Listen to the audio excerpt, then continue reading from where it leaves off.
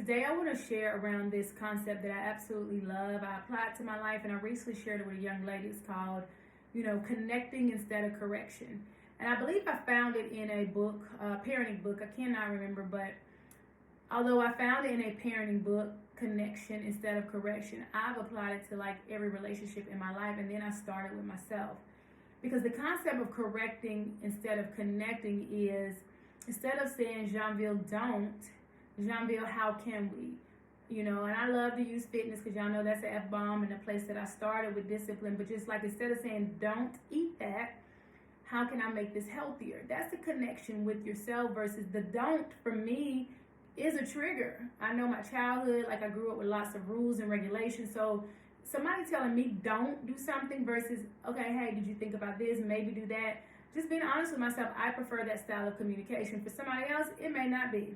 So for me, understanding the power of connection, which is how can I connect with myself in that moment instead of saying don't. And I definitely apply it to parenting.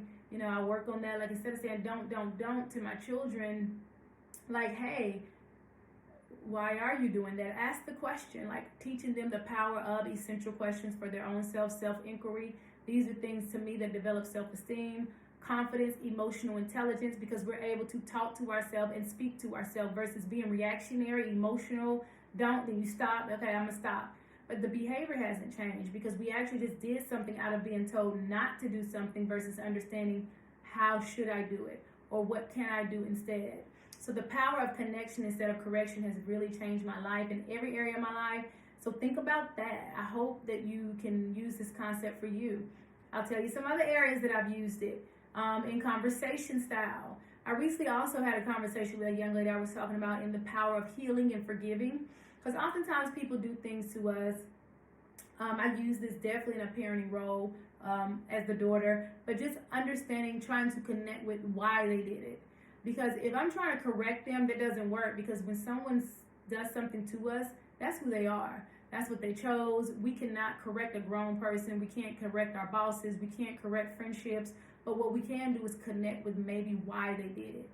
And I found that when I showed compassion, when I was able to connect with, their childhood, now we can't do the work for them, and I had to stop. You're not about to do inner child work on grown people. But you can do the inner child work on yourself, which leads you to connecting with other people in a more compassionate and a more empathetic way. So if you try that, I think it helps a lot. It really helped me. I hope it helps you. But the power of connecting with yourself, connecting with other people. And again, connecting with other people doesn't mean call them up and talk to them and say, hey, if you've done all of that, I'm talking about from an internal space. Energy is real. That's how we connect anyway. I feel my grandparents' spirit a lot. I feel people that I was really close to that have, they're not physically here, but connection, I believe in energy, the power of energy. I may be here, and I still can feel people that are in other states or in other places. So I think understanding what energy is, the connection piece is so important. So connecting with yourself, connecting with other people from places of like, okay, I understand, compassion, I feel you. Again, not from a place of let's change this, because connection, it could be that, but it's more from a compassionate, empathetic space. So the concept of correcting, I believe, does not work. It's more powerful to connect, because I believe when we connect, self-love will correct the behavior, because connecting corrects. You ask somebody, instead of telling them what not to do, give them the power of choice, or ask them why did they do it, and they say, you know what, I don't know, but I could have done it this way. Usually, because humans, when we're loved and nurtured, we water those seeds within us, we will correct the behaviors. Because this thing, we're talking about principle, our standards are up here. We're not talking about, this is personal development, which means that we are in a place of wanting to grow. We're trying to stay close to our soul. We're doing the things that take us back to our soul, which is a place, I believe, of love, of growth, of well-being, of healthy behaviors that we can pass on, not only to our children, but we can share with other people when we meet them. I hope that I'm sharing them with you. I hope that you can understand that you have the power to change your life.